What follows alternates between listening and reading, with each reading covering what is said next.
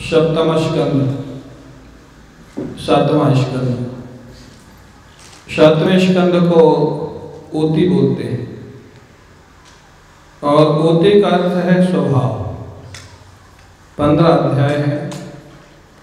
प्रारंभ के 5 अध्यायों में हिरण्यकशिपु के माध्यम से आसुरी स्वभाव का वर्णन। स्वभाव आप लोग जानते हैं, गुजरात में स्वभाव बोलते हैं, नेचर।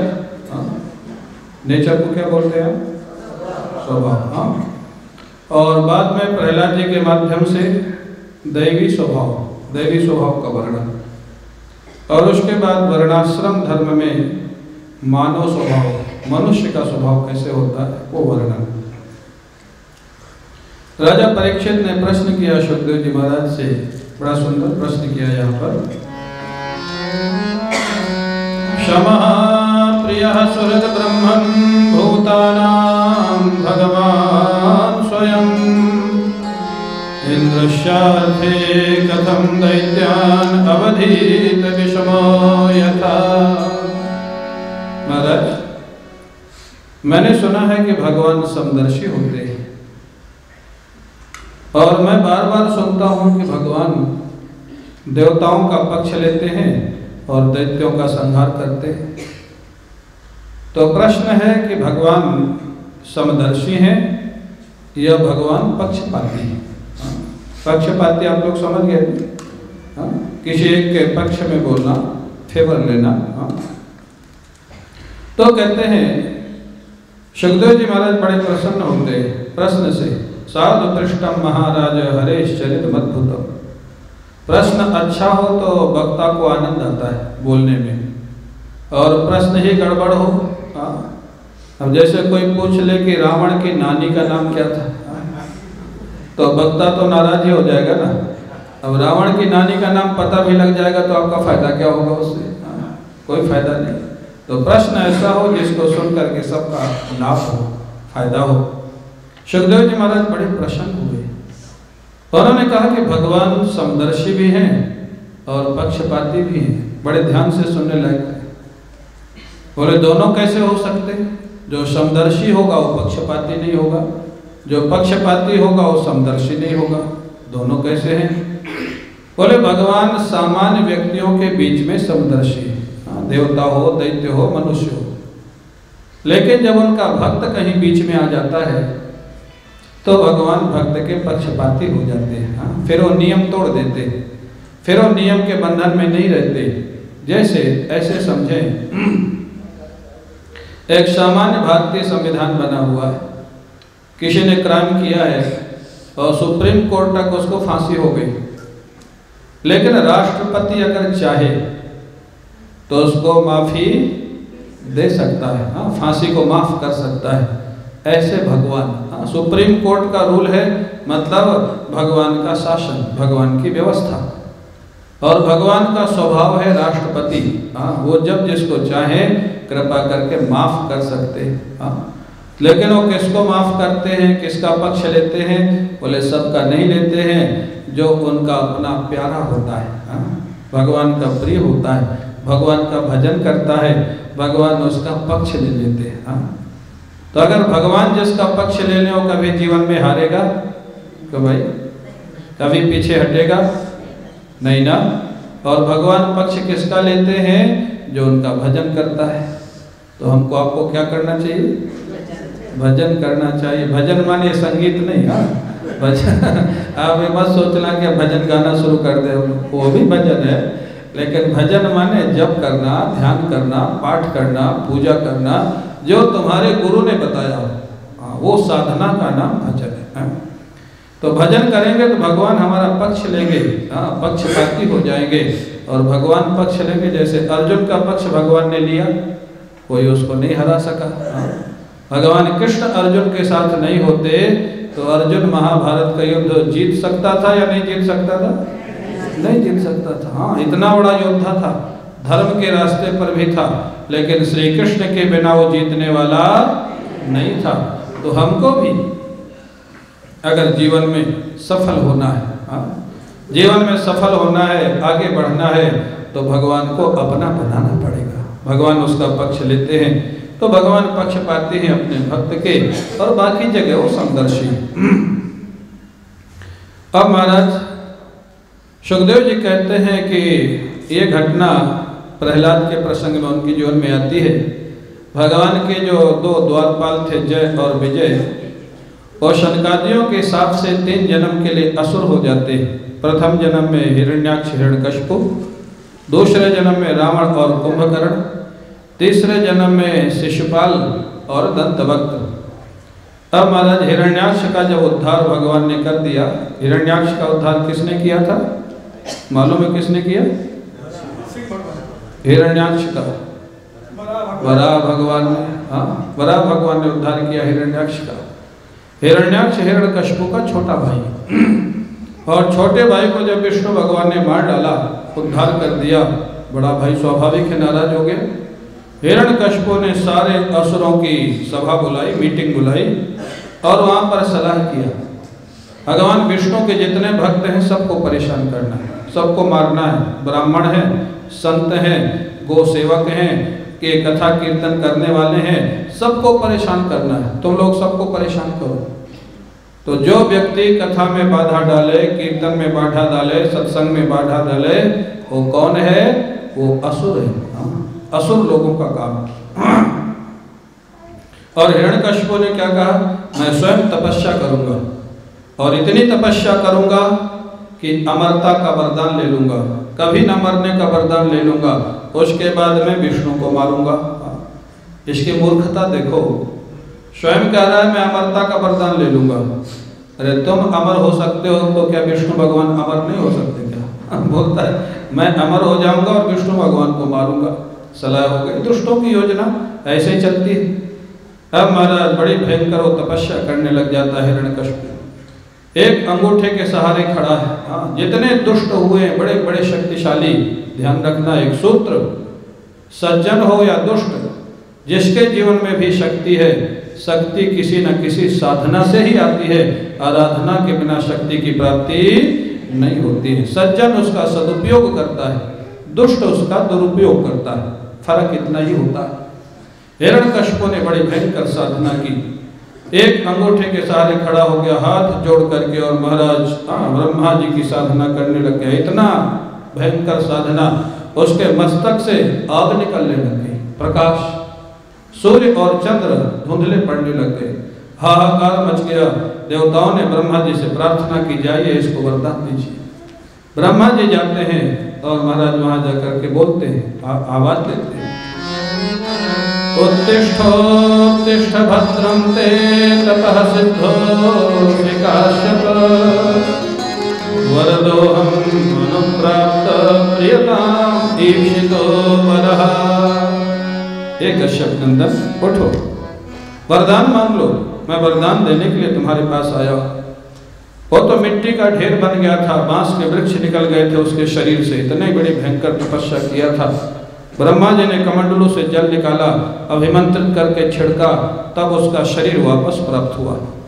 शरीर में आकर के वो ब्रह्मा जी को साष्टांग प्रणाम करता है, बड़ी विशाल स्तुति करता है, आप ही सृष्टि बनाते हैं, आप ही पालन करते हैं, आप ही संहार करते हैं। झूठी स्तुति, ब्रह्मा जी खाली सृष्टि बनाते हैं, पालन विष्णु जी करते हैं, श्रृंगार शंकर जी करते हैं। तो आपकी कोई झूठी प्रशंसा करने लग जाए तो सावधान हो जाना, ये कुछ गड़बड़ आदमी है, हाँ, गलत आदमी है। कई लोग आपको मिलते होंगे जो आपकी झूठी प्रशंसा करेंगे, आप ऐसे हैं, आप ऐसे हैं, आपको मालूम है कि आप ऐसे नहीं है, इतने अच्छे आप नहीं जितना अच्छा वो कह रहा है, मतलब वो आपको बेवकूफ़ बनाना चाहता है। हाँ, आपकी प्रशंसा करके वो कुछ ना कुछ बेवकूफ़ बना के आपसे लेगा। हाँ, तो बहुत जो ज़्यादा लंबा प्रणाम करे, हाँ, और बहुत ज़्यादा आपकी प्रशंसा करे, उससे केयरफुल, हाँ, उससे केयरफुल हो जाना, ये कुछ गड़बड़ करेगा जो जरूरत से ज़्यादा प्रशंसा करे। हिरण्यकशिपु ने बहुत प्रशंसा किया, ब्रह्मा जी प्रसन्न हो गए, बोले वरदान मांगो, क्या चाहिए? हिरण्यकशिपु कहता है वरदान दे दीजिए, मेरी कभी मौत न हो। ब्रह्मा जी बोले ये तो संभव नहीं, मौत तो मेरी भी होती, मैं ही अमर नहीं तो तेरे को कैसे वरदान दे दूं? और कुछ मांग। और हिरण्यकशिपु बोला आपने तो कहा था जो मांगोगे मिलेगा। बोले लेकिन ये है नहीं मेरे पास, तो मैं दूं कहाँ से तेरे को। बोले और कुछ मांग ले, घुमा फिरा के फिर वही मांगा। ठीक है तो दूसरा वरदान दो, तुम्हारी सृष्टि के किसी व्यक्ति या जानवर से मेरी मौत ना हो। मेरी मौत दिन में ना हो, रात में ना हो। मेरी मौत अंदर ना हो, बाहर ना हो। मेरी मौत ऊपर ना हो, नीचे ना हो। मेरी मौत मनुष्य से ना हो, मेरी मौत किसी पशु पक्षी से ना हो। मेरी मौत जड़ से ना हो, मेरी मौत चेतन से ना हो। मेरी मौत किसी हथियार से ना हो, मेरी मौत बिना हथियार के ना हो। मतलब मेरी मौत ना हो, मतलब तो वही निकला। ब्रह्मा जी घबराए। हाँ, वो नहीं जानते थे कितना ये महाराज कठिन वरदान मांगेगा। अब ब्रह्मा जी घबराए, मतलब जो ज़्यादा लंबी दंडवत करे, ज़्यादा प्रशंसा करे, उससे सावधान। हाँ, वो गड़बड़ करेगा। ब्रह्मा जी ने भगवान नारायण की याद किया, प्रभु अब आप संभालना, मेरे को देना पड़ेगा। एवमस्तु जैसे ही कहा, हिरण्यकशिपु प्रसन्न हो गया। अब तो मैं मरूंगा ही नहीं, इतना वरदान मांग लिया। इससे एक अर्थ और निकलता है, जो व्यक्ति हमेशा जीवित रहने का प्रयास करे, जो ये प्रयास करे कि मैं कभी मरूंगा ही नहीं, समझ लेना वो देवता नहीं है। वो कौन है? असुर है। क्योंकि ये शरीर, हाँ, भगवान चाहते तो रख लेते अपना, लेकिन राम जी ने नहीं रखा, कृष्ण जी ने नहीं रखा। मतलब किसी का शरीर रहने वाला नहीं है, ये जाने वाला है। ठीक है, इसके स्वास्थ्य का ध्यान रखो, दवा करो, ध्यान रखो, एक्सरसाइज करो, प्राणायाम करो, भजन पूजन करो, लेकिन ये ऐसा ही बना रहेगा, ये आशा मत रखो। कितना भी प्रयास करो, बाल सफेद होंगे, आंख में चश्मा लगेगा, दांत जाएंगे, चमड़ी में झुर्री पड़ जाएगी, और एक न एक दिन गोविंदाय नमो नमः हो जाएगा। इसलिए प्रयास करो, अच्छा काम करते करते भगवान के ध्यान में जाए। हाँ महाराज, अब वो तो राजा हो गया, स्वर्ग में आक्रमण कर दिया हिरण्यकशिपु ने, और सब देवताओं को पकड़ लिया, कोई भागने नहीं पाया। बाकी दैत्य आक्रमण करते थे तो देवता स्वर्ग छोड़ के भाग जाते, लेकिन इसने ऐसा आक्रमण किया कि कोई भागा नहीं, सबको काम में लगा दिया। पवन देवता को, हाँ, वायु पंखा झलने के काम, वरुण देवता को जल भरने के काम में, इंद्र देवता को, हाँ, व्यवस्था के काम में, ब्रह्मा जी को भी काम में लगा दिया, जिनसे वरदान मांगा था। हाँ, बोले तुम भी काम करो। ब्रह्मा जी बोले तू तो इतनी बड़ी दंडवत कर रहा था। बोले वो तो पहले की बात था, तुम भी काम करो। बोले मैं क्या काम करूं, मेरे को वेद पाठ रोज सुनाया करो, मैं सोता रहूंगा, आप वेद पाठ करके मेरे को जगाया करो। देखो यह है दुष्ट का काम, जिससे वरदान पाया उसी को काम में लगा दिया। हाँ, नारद जी कहते मेरे को भी लगा दिया। नारद जी से युधिष्ठिर जी ने पूछा, महाराज आप क्या काम करते थे?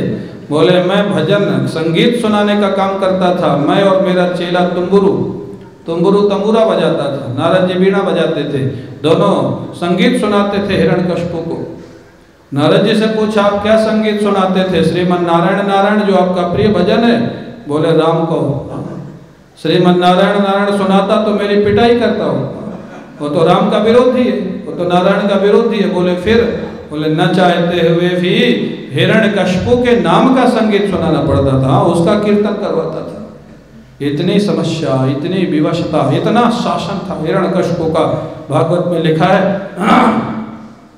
आकाश की तरफ देखता था तो आकाश में चित्र दिखाई देते थे, वृक्षों की तरफ देखता था तो वृक्षों में फल आ जाते थे, समुद्र की तरफ देखता था, समुद्र अंदर से रत्न निकाल के बाहर डाल देता था। प्रकृति इतनी डरती थी हिरण्यकशिपु से, जिसकी तरफ देखे वही घबरा जाए। देवताओं की रोज पिटाई होती थी। देवताओं ने भगवान से प्रार्थना की, प्रभु कल्याण करो, जल्दी अवतार लो, बहुत कष्ट उठा रहे। भगवान ने कहा चिंता मत करो, अवतार तो लूंगा, लेकिन थोड़ा विलंब है। क्यों? बोले जब अपने बेटे प्रहलाद से दुश्मनी करेगा तब मैं अवतार लेकर के आऊंगा और इसके सारे वरदानों को फेल करके और इसका उद्धार करूंगा। अब देवताओं के पास क्या रास्ता है? देवता लोग प्रतीक्षा करते। हिरण्यकशिपु को 4 पुत्रों की प्राप्ति होती, 4 बेटे। सबसे सुयोग्य बेटे हैं प्रहलाद, बड़े ब्राह्मण भक्त हैं, वृद्ध सेवक हैं। प्रहलाद जी जब छोटे थे ना, माता उनको दूध पिला के वस्त्र पहना के छोड़ देती, खिलौना देती, वो खिलौने से खेलते नहीं थे। हाँ, इसको ले जाओ बाहर, यहाँ उसको गर्मी लग रही, बाहर ले जाओ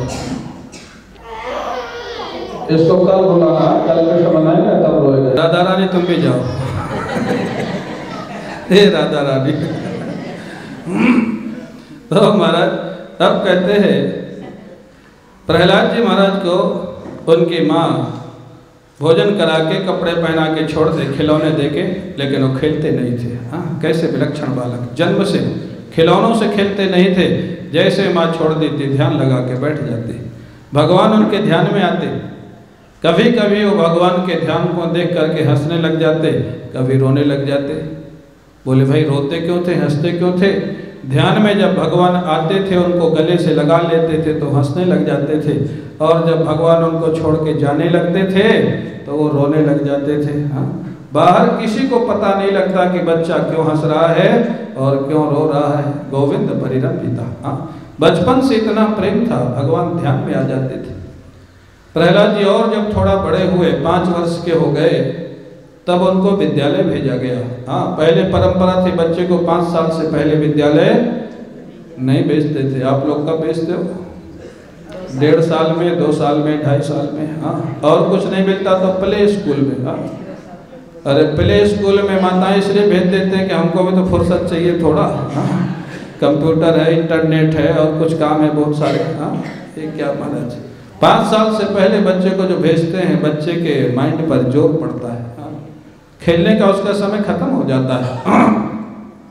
ठीक है, वो आपका विषय है, मेरा विषय नहीं है। आप 5 साल में भेजो, 1 साल में भेजो, आपको देखना है। तो महाराज प्रहलाद जी को स्कूल भेजा गया। उनके जो गुरु हैं दैत्यों के, शुक्राचार्य, उनके 2 बेटे षंड और अमर, षंड अमर उनको बोलते, वो दोनों प्रहलाद जी को पढ़ाते थे। गुरु जी बाहर गए हुए थे, आश्रय शिक्षा पढ़ाते थे, विष्णु की दुश्मनी की शिक्षा पढ़ाते थे, और बाकी शास्त्र विद्या, बाकी शिक्षा पढ़ाते थे। प्रहलाद जी बड़े योग्य थे, पढ़ते थे और तुरंत गुरु जी को सुना देते थे। गुरु जी बड़े प्रसन्न, प्रहलाद जी को लेकर के गए महाराज हिरण्यकशिपु के पास। आपका बेटा बड़ा सुयोग्य है, हाँ, आप सुन लीजिए कितना सुयोग्य है। पूछा, उन्होंने प्रणाम किया प्रहलाद जी ने और पूछा, बेटा बताओ क्या तुमको सबसे अच्छी बात विद्यालय में कौन सी लगी? हाँ, क्या तुमने पढ़ा? बड़ी सुंदर बात कहते प्रहलाद जी। तत्साधु मन्ये सुरवर्य देहिना सदा समुद्विग्न धियाम सद्गृहात् हित्वात्मपातं गृहमन्धकूपम् वनं गतो यद् हरिमाश्रयेत्। प्रहलाद जी क्या कहते हैं, पिताजी विद्यालय में सबसे अच्छी बात मेरे को लगी, मनुष्य जीवन अगर मिला है तो सारे झंझट छोड़ करके भगवान का भजन, जंगल में जाकर के एकांत में भगवान का भजन पहले करना चाहिए, बाकी काम बाद में करना चाहिए। हाँ, ये प्रहलाद जी की शिक्षा है। पहले क्या करना चाहिए? भजन। और हम लोग क्या करते हैं? भजन को सबसे पीछे। हाँ हाँ, कोई बच्चा अगर भजन करे ना, अरे अभी थोड़ा भजन करने का है, ये भजन करना तो बुढ़ापे का काम है। हाँ, जो बचपन में और जवानी में भजन नहीं करता, बुढ़ापे में भी उससे भजन नहीं होता है। हाँ, अभ्यास जैसा बचपन से पड़ेगा वही होगा, ध्यान रखना। मैं ये नहीं कहता हूँ कि आप बाबा जी बन जाओ, महात्मा बन जाओ, लेकिन दिन में कम से कम आधा घंटा 1 घंटा भगवान को दो। और आधा 1 घंटा जब भगवान को दोगे तो 50-60 की एज के बाद आप उसको बढ़ा सकोगे, इंक्रीज कर सकोगे, आपका मन लगेगा। आप बिल्कुल नहीं दोगे तो 60 के बाद फिर भजन में मन लगने वाला नहीं है। प्रहलाद जी ने कहा, पिताजी मैंने यही बात सीखी है। हिरण्यकशिपु बड़ा नाराज होता है, ये नारायण के विषय में कैसे जानता है, भजन के विषय में कैसे जानता है, कौन इसको बताया? षंडामर्क को डांटा। षंडामर्क ने माफी मांगी, महाराज हमने तो नहीं बताया, लेकिन पता लगाएंगे। डांट करके बच्चे को ले आते हैं प्रहलाद जी को विद्यालय में, डांट करके पूछाते हैं को किसने सिखाया भगवान का भजन?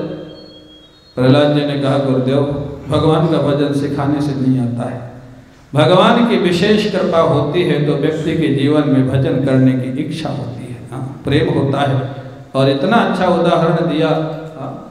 प्रहलाद जी कहते हैं, गुरुदेव भगवान के चरण है चुंबक, चुंबक आप लोग जानते हो, मैग्नेट। हाँ, भगवान के चरण है चुंबक और मेरा मन है लोहा। हाँ, इतना सुंदर दृष्टांत प्रहलाद जी ने दिया। बोले लोहे को चुंबक के पास रख दो, मैग्नेट के पास, तो लोहे को नहीं चलना पड़ता, चुंबक अपनी शक्ति से उसको खींच लेता है। ऐसे भगवान के चरण चुंबक हैं, मेरा मन लोहा है। मैंने मन दिया नहीं है, भगवान ने खींच लिया है, अपने चरणों में लगा दिया है। ऐसा सुंदर जवाब दिया। जैसे ये बात कही, शंडा मर्क को ये बात तो समझ में आई नहीं और डांटा, ये क्या तू बोलता है, हमने तो ये पढ़ाया नहीं, कहाँ से सीख के आया। फिर वो आसुरी शिक्षा पढ़ाने लग गए, बहुत दिन तक पढ़ाया। फिर उसके बाद फिर पिताजी के पास लाए। इनकी माँ का नाम है कयाधु, प्रहलाद जी की माँ का नाम कयाधु के पास लाए महाराज। उसने स्नान कराया, भोजन कराया, कपड़े पहनाए और पिताजी के पास भेज दिया, हिरण्यकशिपु के पास। हिरण्यकशिपु को प्रहलाद जी ने बड़े प्रेम से प्रणाम किया। हाँ? प्रहलाद जी के जीवन से अगर हमको साधना करनी है, साधक है, बड़ी सुंदर बातें सीखने लायक है। प्रहलाद जी ने कभी अपने पिता का अपमान नहीं किया, लेकिन सम्मान का अर्थ नहीं था कि प्रहलाद जी ने पिताजी के कहने से भगवान की भक्ति को छोड़ दिया। कभी भक्ति को छोड़ा नहीं, भजन को छोड़ा नहीं। आपका कितना भी प्रेमी हो, अगर आपको भजन करने के लिए मना करता है, साधना करने के लिए मना करता है, तो उसकी बात कभी मानना नहीं चाहिए। हाँ, बाकी बात मानो कोई बात नहीं, लेकिन भजन करने का विरोध करे, भजन करने को मना करे, वो चाहे माता पिता हो, चाहे भाई हो, चाहे मित्र हो, चाहे गुरु हो, तो भी उसकी बात मानना नहीं चाहिए। हाँ, लिखा शास्त्र में। प्रहलाद जी बिल्कुल नहीं मानते थे। प्रहलाद जी से पूछा हिरण्यकशिपु ने, इस बार तेरे गुरु जी ने तुमको क्या पढ़ाया। प्रहलाद जी ने जो बोला, हाँ, उनके गुरु जी भी आश्चर्यचकित हो गए, वो तो पढ़ाया ही नहीं था। श्रवणं कीर्तनं विष्णो स्मरणं पादसेवनम् अर्चनं वंदनं दास्यं सख्यं आत्मनिवेदनम्। प्रहलाद जी कहते हैं, पिताजी हमारे गुरुजी ने कहा है भगवान की कथा सुनो, भगवान का कीर्तन करो, भगवान का स्मरण करो, भगवान की सेवा करो, पूजा करो, वंदना करो, भगवान को अपना मित्र बना लो। अरे भगवान के लिए अपना जीवन समर्पित कर दो, यही हमारे गुरुजी ने हमको सिखाया है। हाँ, अब गुरुजी वहीं खड़े दोनों, गुरुजी कांप रहे हैं कि हमको स्वयं नहीं आता, तो हमने सिखाया कहाँ से, हमने तो सिखाया नहीं। तो बात क्या है, क्या प्रहलाद जी झूठ बोल रहे हैं? झूठ नहीं बोल रहे। प्रहलाद जी से ये नहीं पूछा गया था कि संडा मर्क ने क्या सिखाया, प्रहलाद जी से पूछा गया था तुम्हारे गुरु ने क्या सिखाया। और प्रहलाद जी अपना गुरु मानते थे नारद जी को। कब? जब इनके पिताजी तपस्या करने गए थे, प्रहलाद के पिता हिरण्यकशिपु। प्रहलाद की माँ अकेले थी घर में, प्रहलाद उनके गर्भ में थे। इंद्र उनको खींच के ले जा रहा था। इसके गर्भ में जो बालक होगा, हिरण्यकशिपु का बेटा है, उसको जन्म लेते ही मार डालूंगा, क्योंकि जब हिरण्यकशिपु इतना दुष्ट है तो बेटा और दुष्ट होगा। इंद्र खींच के ले जा रहा था, नारद जी ने बचाया। नारद जी ने इंद्र को समझाया ये दुष्ट नहीं होगा, भगवान का भक्त होगा। और नारद जी ने हिरण्यकशिपु की पत्नी को जब तक वो तपस्या किया अपने आश्रम में रखा।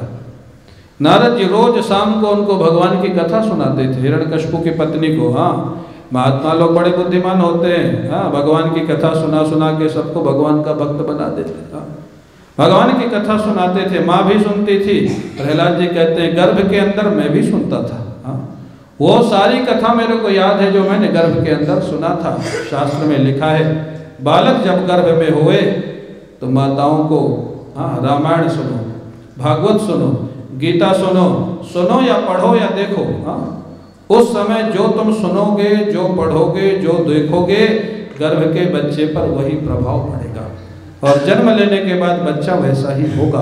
अगर आप अपने बच्चे का भला चाहते हो, उस समय ये जो सिनेमा है मत देखो, ये जो उल्टे सीधे सीरियल हैं वो मत देखो, झगड़ा मत करो, लाल मिर्च मत खाओ, खटाई मत खाओ। गुजरात में तो बड़ा मुश्किल है। मैं जब पहले दिन यहाँ आया, हमारा रसोईया नहीं आया था।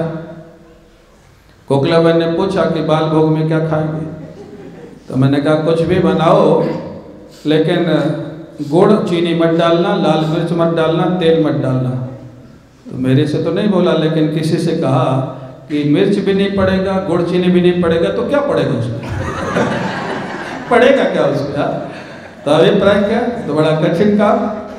गुजरात के लिए बिना गुड़ की दाल, बिना गुड़ का हमारा सब्जी या लाल मिर्च के बिना खाना, हमारे पंडित लोग तो परेशान हो जाते हैं, ऐसे खाया नहीं जाता।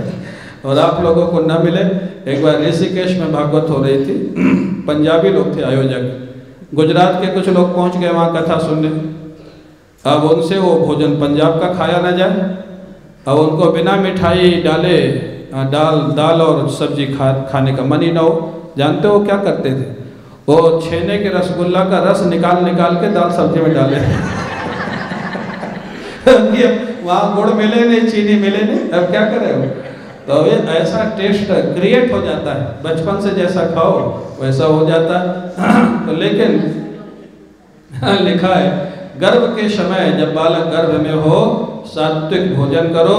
सात्विक अगर सीरियल देखना ही है तो अच्छे सीरियल देखो, रामायण देखो, भगवत गीता सुनो, ये सब माताओं का कर्तव्य है। प्रहलाद जी ने कहा गर्भ में मैंने वो कथा सुनी थी जो मैं अभी सुना रहा। गुरु तो अपने नारद जी को मानते थे। हिरण्यकशिपु ने देखा भी ये बालक सुधरने वाला नहीं है, आशा छोड़ दी, आदेश दे दिया मार डालो इस बालक को, ये सुधरेगा नहीं, ये तो मेरा विरोधी हो गया। मेरे विरोधी नारायण का ये भजन करता है, उन्हीं का प्रचार करता है, उन्हीं की शिक्षा बताता है, मार डालो, किसी भी उपाय से मार डालो। देखो ये दुष्ट का स्वभाव है। अपना बेटा भी अगर उसके अनुसार नहीं चलेगा तो उसको भी मृत्यु दंड दे देगा। आदेश दे दिया मारने का। और बड़े बड़े राक्षस दुष्ट बड़े बड़े महाराज हथियार लेकर के दौड़े, फरसा तलवार महाराज भाला मारने के लिए दौड़े। प्रहलाद जी बैठे शांति से। प्रहलाद जी का छोटा 5-6 वर्ष का शरीर, कोमल शरीर, इतने भयंकर असुर अस्त्र शस्त्रों का प्रयोग किए, लेकिन जानते हो क्या हुआ? प्रहलाद जी के शरीर में कोई खरोंच नहीं आई। उनके हथियार टेढ़े पड़ गए, जैसे वज्र का शरीर हो गया हो। क्यों? भगवान उनके अंदर बैठे हुए उनकी रक्षा के लिए। पहाड़ से उठा करके नीचे गिराया गया, भगवान ने गोद में उठा लिया। समुद्र में डुबोया गया, भगवान ने अंदर महाराज कच्छप भगवान बन के उनको संभाल लिया। किसी भी उपाय से प्रहलाद की मौत जब नहीं हुई, जानते हो हिरण्यकशिपु की एक बहन थी, क्या नाम था उसका? होलिका। वो आती है, अरे बोले भाई तू इतनी चिंता क्यों करता है? बोले ये मेरा बेटा प्रहलाद न तो मरता है न जाता है, ये विष्णु का प्रचार करता है, मेरा दुश्मन हो गया है, इसका किसी भी उपाय से महाराज मरना आवश्यक है। होलिका ने कहा इतनी सी बात अभी हो जाएगी। कैसे हो जाएगी? बोले मेरे को ब्रह्मा जी ने वरदान में एक साड़ी दिया, वो साड़ी का प्रभाव है, उसमें आग नहीं लगती, आग में बैठ जाए तो भी आग नहीं लगेगी, फायर प्रूफ। फायर प्रूफ बोलते हैं ना, वो फायर प्रूफ है, आग नहीं लगती उसमें। बोले फिर क्या करोगी? बोले एक चिता बनाओ, मैं उस साड़ी को पहन के बैठूंगी, प्रहलाद को गोद में बैठा लूंगी और आग लग जाएगी तो मैं तो बच जाऊंगी और प्रहलाद का गोविंदाय नमो नमः हो जाएगा। देखो प्लानिंग कुछ होती है, होता कुछ है। प्लानिंग तो हर आदमी करता ही है। सारी तैयारी हो गई, चिता बनाई गई, होलिका बैठ गई, प्रहलाद को बुलाया, बेटा प्रहलाद आओ मेरी गोद में बैठ जाओ। प्रहलाद ने सोचा बुआ का भी समय आ ही गया है। क्या बोलते हैं बुआ को यार? फुई। फुई बोलते हैं। फुई, चलो फुई का समय। फुई का समय आ गया। क्यों? प्रहलाद मना करेंगे तो मानेगी नहीं। अब प्रहलाद ये कैसे बतावें कि तुम्हारी साड़ी नहीं चलेगी इसमें भगवान की भक्ति के सामने, विफल होगी। प्रहलाद जी बैठ गए, आग लगाई गई। प्रहलाद की भक्ति और भजन के सामने ब्रह्मा जी का वरदान झूठा सिद्ध हो गया, साड़ी में आग लग गई और होलिका धू धू करके जल जाती है, प्रहलाद बच जाते हैं। बोलिए भक्तवत्सल भगवान की। उसी के बाद से ये होली का उत्सव मनाया जाता है। प्रहलाद की विजय का प्रतीक है। सब लोग एक दूसरे को गुलाल लगाते हैं, रंग लगाते हैं, माने दुष्टता पर सज्जनता की विजय, दुष्टों के ऊपर साधुता की विजय। प्रहलाद जी उस आगे के अंगारों में ऐसे बैठे हुए थे जैसे कोई कमल के फूल पर बैठा हो। वहां से धीरे धीरे बाहर आ गए। अब महाराज हिरण्यकशिपु ने देखा ये बालक तो बड़ा खतरनाक, ब्रह्मा का वरदान फेल हो गया, मेरी बहन तो चली गई और मेरे को भी जो वरदान मिले वो कहाँ से मिले? ब्रह्मा से मिले ना, देख लिया अगर यहाँ फेल हो गया तो मेरे यहाँ भी फेल हो सकता है, ये बालक बड़ा खतरनाक। अब क्या करें? अब महाराज हिरण्यकशिपु ने गुरुपुत्रों से कहा ले जाओ इस बालक को, मैं महल में नहीं रखूंगा, विद्यालय में ले जाओ, वहीं रखो। गुरुजी जब आएंगे शुक्राचार्य जी तब कुछ उपाय किया जाएगा। संडा मर के ले गए प्रहलाद को विद्यालय। छुट्टी का दिन था, बालकों ने कहा प्रहलाद आज गुरुजी गए हैं बाजार कुछ काम के लिए, चलो अपने खेलते। प्रहलाद जी ने कहा नहीं बच्चों, ये मनुष्य शरीर खेलने के लिए नहीं मिला है। बोले फिर किस लिए मिला है? अरे बचपन में तो खेला ही जाएगा। बोले नहीं, बचपन से ही भजन किया जाएगा तभी भजन अच्छा होगा। हाँ, जब बचपन से भजन होगा वही आगे अच्छा भजन कर सकेगा। क्यों? बोले आयु बहुत कम है। उन बच्चों ने कहा 100 साल की आयु तो है। प्रहलाद ने कहा विचार करो, देखो तुम लोग भी विचार करो। अगर 100 साल की आयु मान ले, यद्यपि 100 किसी किसी का पहुंचता है, 100 की आयु मान ले तो 20 तक की आयु जो है वो तो बचपन में निकल जाती है, कुछ पता नहीं लगता, 20 साल निकल गए। और 80 के बाद की आयु में कुछ शरीर करने लायक होता नहीं। 80 से जो 100 की आयु है तो कितने निकल गए? 40 निकल गए, 60 बचे। और 60 में से 30 साल रात्रि के निकल गए। 60 साल, 30 साल रात्रि, 30 साल दिन, तभी तो 60 होंगे ना। 30 साल रात्रि के निकल गए, जो या तो सोने में निकल जाते हैं या टीवी और इंटरनेट में निकल जाते हैं। इसी में तो जाते हैं ना। तो कितने बचे? 30 बचे। अगर ठीक ठीक काउंट करो तो 100 साल में 30 साल तुम्हारे हाथ में है। अब बताओ क्या करोगे, कब भजन करोगे? बुढ़ापे में करोगे। बच्चों को समझ में आ गया। बच्चों ने कहा तो प्रहलाद जी बताओ क्या करें? बोले लाओ मृदंग, लाओ ढोल मृदंग लाओ, करताल लाओ, कीर्तन लाओ, संकीर्तन करो भगवान का। अब महाराज प्रहलाद जी के कहने से सारे स्कूल के बच्चे बांदरी सेना मृदंग लेकर के, करताल लेकर के, मंजीरा लेकर के हरे कृष्ण कृष्ण कृष्ण हरे हरे, हरे राम राम राम हरे हरे। ओ कीर्तन होने लग गया जोर से, महाराज मृदंग बजी। और जो संडा मर्द थे बाहर से सुना कीर्तन, बाहर से ही भाग गए। अरे एक प्रहलाद ने उपद्रव मचा रखा, तब तो सारे बच्चे बिगड़ गए। सारे बच्चे कीर्तन कर रहे हैं स्कूल के, हम किसको समझावें? और जाकर के गए हिरण्यकशिपु के पास, महाराज हमारे बस का काम नहीं, आप जानो आपका बेटा जाने। तो सारे बच्चों को भगत बना दिया इसलिए। जैसे हम लोग प्रयास करते हैं कि आप लोग सब भगत बन जाओ, करते हैं ना, कीर्तन करो, भजन करो, आनंद से भगवान का भजन करो और खुश रहो। हम लोगों का यही प्रयास। अब करो कि नहीं करो आपकी मर्जी। 7 दिन तो हम जबरदस्ती करवाएंगे, 8वें दिन आपकी मर्जी होगी, आप करो कि नहीं करो। क्यों कोकिला बहन? कोकिला बहन तो बहुत मौज में रहती है। तो महाराज अब कहते हैं उसके बाद जो कीर्तन हुआ, शंडा मर्ग भागे हिरण्यकशिपु के पास। हिरण्यकशिपु हाथ में तलवार लेकर के आता है। प्रहलाद जी ने उनको दंडवत किया, साष्टांग दंडवत किया। पिताजी हैं। बड़ा क्रोध में हिरण्यकशिपु ने कहा ए दुष्ट, तो दंडवत करने का नाटक करता है, मेरी आज्ञा का उल्लंघन करता है, बता किसकी शक्ति से तू मेरा विरोध करता है। प्रहलाद जी बड़ी विनम्रता के साथ बोलते हैं, जिसके हृदय में भगवान होते हैं ना उसका जीवन शीतल होता है, सहज होता है। जिसके हृदय में भगवान नहीं होते हैं उसका जीवन कड़ा होता है, रूखा होता है, परेशानी में स्वयं रहता है और दूसरे को परेशान करता रहता है। ये पता लगता है किसके हृदय में कौन है। प्रहलाद जी इतनी सरलता से, सहजता से, प्रेम से बोलते हैं पिताजी शक्ति तो एक ही है, वही शक्ति मेरे अंदर है, वही शक्ति आपके अंदर है, वही शक्ति सारे संसार में है। उसी शक्ति का नाम भगवान है, उसी शक्ति का नाम हरि है, उसी शक्ति का नाम नारायण है। वही पिताजी सबके अंदर है।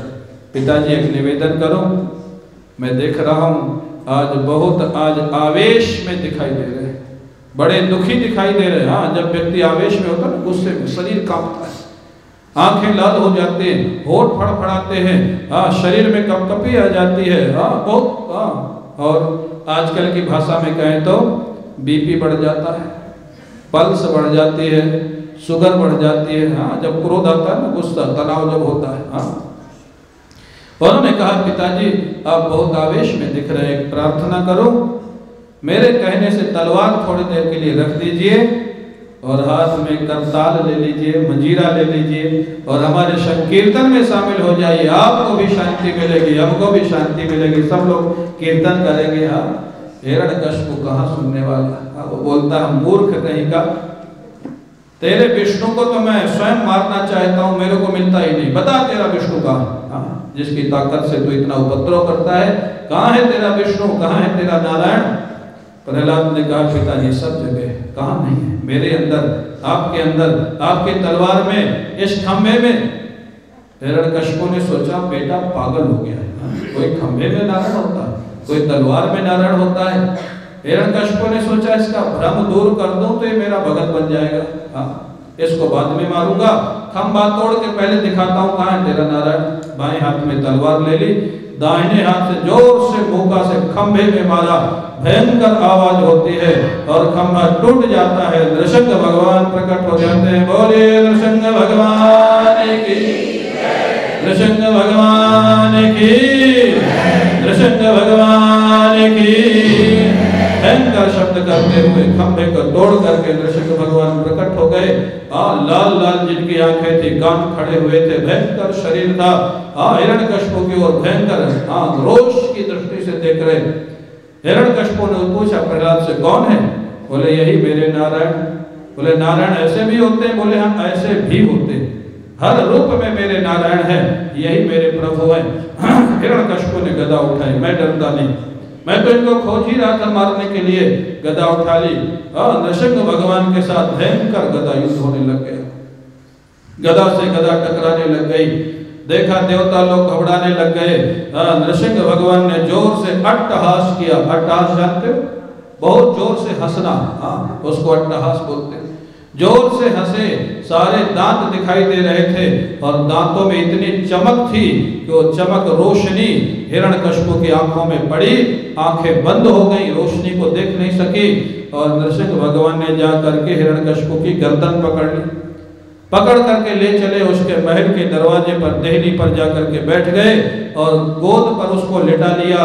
बोल याद कर ले तू अपने सारे वरदान, जितने वरदान ब्रह्मा से तूने मांगे थे याद कर ले। हाँ, तूने मांगा था ना मनुष्य से मरो ना पशु से मरो, देख मैं कौन, मैं मनुष्य हूँ या पशु हूँ? बोले ना अपना मनुष्य है ना पशु, आधे पशु और आधे मनुष्य, सिंह का सिर और धड़ मनुष्य का। बोले मैंने सृष्टि ब्रह्मा की सृष्टि का हूँ? बोले नहीं है, ब्रह्मा की सृष्टि के नहीं है। तो दिन में है कि रात में है? बोले संध्या है। अंदर है कि बाहर है? बोले देहली में है। ऊपर है या नीचे है? बोले आपकी गोद में, ना ऊपर ना नीचे। बोले नाखून से तेरे को मारूंगा, नाखून। हाँ, नाखून, बड़े बड़े नाखून थे नृसिंह भगवान के। तूने कहा था ना हथियार से मरो ना बिना हथियार के मरो। नाखून को हथियार भी नहीं कहते क्योंकि कहीं से बनते नहीं, और नाखून को हथियार कह भी सकते हैं क्योंकि ये बढ़ते रहते हैं और मर्द लोगों को चोट लग जाती है। न जड़ से मरो न चेतन से। बोले नाखून को न जड़ कह सकते न चेतन। क्यों? नाखून को जड़ इसलिए नहीं कह सकते क्योंकि बढ़ते हैं, चेतन इसलिए नहीं कह सकते क्योंकि काटने में दर्द नहीं होता, चेतन हो तो दर्द होगा। सारे वरदान फेल कर दिए, जोर से हुंकार किया और पेट को विदीर्ण करके आंतें निकाल ली और हिरण्यकश्यप का गोविंदाय नमो नमः हो जाता है। बोलिए नृसिंह भगवान की, नृसिंह भगवान की, प्रेम से बोलिए नृसिंह भगवान की। नृसिंह भगवान का उद्धार हो जाता है। नृसिंह भगवान हिरण्यकश्यप के शरीर को नीचे फेंक करके सिंहासन पर बैठ जाते हैं। अब महाराज सब लोगों ने स्तुति की, शंकर जी ने की, ब्रह्मा जी ने की, इंद्र ने की। नृसिंह भगवान शांत नहीं हो गए, भयंकर रोष की अवस्था में। अब उसके बाद क्या करें? लक्ष्मी जी को ब्रह्मा जी ने प्रार्थना की, आपके पति देव हैं, आप जाइए शायद शांत हो जाए। लक्ष्मी जी ने कहा मेरे पति देव हैं कि नहीं, पहले तो यही देखना पड़ेगा। मेरे पति देव ऐसा रूप कभी नहीं बनाते हैं। हाँ, मेरे पति देव तो बड़े सुंदर हैं, विष्णु भगवान नारायण, तो विलक्षण रूप कभी देखा ही नहीं। ब्रह्मा जी ने कहा मेरे वरदान के कारण बनाना पड़ा है। हाँ, ये हैं आपके पति, आप जाइए, तभी ये शांत हो गए। लक्ष्मी जी हिम्मत करके गई पास में थोड़ा। नृसिंह भगवान ने देखा अगर लक्ष्मी के आने से मैं शांत हो गया तो प्रहलाद की कोई महिमा नहीं होगी। हाँ, नृसिंह भगवान ने होम किया और लक्ष्मी पीछे भागी। वो बोली मैंने कहा था मेरे पति ने, हाँ मेरे पति ऐसा कभी नहीं बोलते। हाँ पीछे भाग गई महाराज। ब्रह्मा जी ने कहा तुम्हारे पति? बोले मेरे पति हैं भी, तो भी इस समय मैं जाने वाली नहीं हूँ, अब क्या करें? ब्रह्मा जी के पास कोई रास्ता नहीं। हाँ ब्रह्मा जी ने प्रहलाद से प्रार्थना की, बेटा प्रहलाद तेरे कारण ही भगवान को लीला करनी पड़ी, ऐसा रूप बनाना पड़ा, तो ही जाएगा, तो ही भगवान शांत होंगे। प्रहलाद निर्भीक होकर के, क्योंकि उनको तो ठाकुर जी उनका बड़ा प्रेम है। प्रहलाद जी बड़े प्रेम से हाथ जोड़ करके जाते हैं नृसिंह भगवान के पास, प्रणाम करना चाहते थे, प्रणाम करने ही नहीं दिया। नृसिंह भगवान ने उठा लिया, गोद में बैठा लिया, जीभ से चाटने लग गए, आंखों से अश्रुपात होने लग गया और कहा बेटा प्रहलाद मेरे आने में विलंब हुआ है, तो मेरे विलंब के लिए मेरे को माफ कर देना, तेरे को बहुत कष्ट दिया इस दुष्ट ने। भगवान माफी मांगते प्रहलाद से, प्रहलाद की आंखों से अश्रुपात होने लग जाता है। प्रभु आज मैंने देख लिया, आप शिव जी से खुश नहीं हुए, लक्ष्मी से खुश नहीं हुए, भक्त से खुश हो गए, आपका भक्तों से कितना प्रेम है। प्रभु मैं आपसे वरदान मांगता हूँ, सारे दुनिया के लोगों को मुक्त कर दीजिए। ये दुनिया के लोग दुनिया में दुखी रहते, छोटी छोटी बातों को लेकर के परेशान रहते, सबको वैकुंठ बुला लीजिए, सब सुखी हो जाए। विष्णु भगवान ने वही कहा। विष्णु भगवान ने कहा प्रहलाद तुम्हारी भावना बहुत अच्छी है, लेकिन पहले तुम सबसे पूछ लो कि वैकुंठ आना भी चाहते हैं कि नहीं। तुम बोलो तो मैं सबको बुला लूंगा, तुम कह रहे हो सबको बुला लीजिए, लेकिन आने वालों को तो पूछ लो वो आना चाहते हैं कि नहीं। प्रहलाद जी को बड़ा आश्चर्य हुआ। भगवान ने कहा तुम अपने लिए वरदान मांग लो प्रहलाद। प्रहलाद जी ने कहा प्रभु ऐसा वरदान दे दो मेरे मन में मांगने की कभी इच्छा ही ना हुए, सारी इच्छाओं को समाप्त कर दो, ये वरदान मेरे को दे दो। कितना सुंदर वरदान। हाँ मांगने की इच्छा ही तो दुख देती है ना, ये चाहिए ये चाहिए ये चाहिए। जिसको कुछ नहीं चाहिए उसको कोई दुख नहीं है। हाँ कोई दुख नहीं।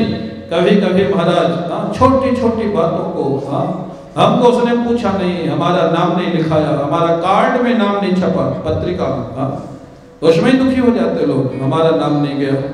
छोटी छोटी बातों को लेके प्रहलाद जी बोले कोई इच्छा ही ना हो जीवन में तो कोई दुख ही नहीं होगा। बाहर दुख नहीं, इच्छा का दुख होता है। नृसिंह भगवान ने प्रहलाद जी को सिंहासन पर बैठाला, उनका राज्याभिषेक किया और आशीर्वाद दे करके नृसिंह भगवान अपने धाम को चले जाते हैं। बोलिए नृसिंह भगवान की, नृसिंह भगवान की जय जय।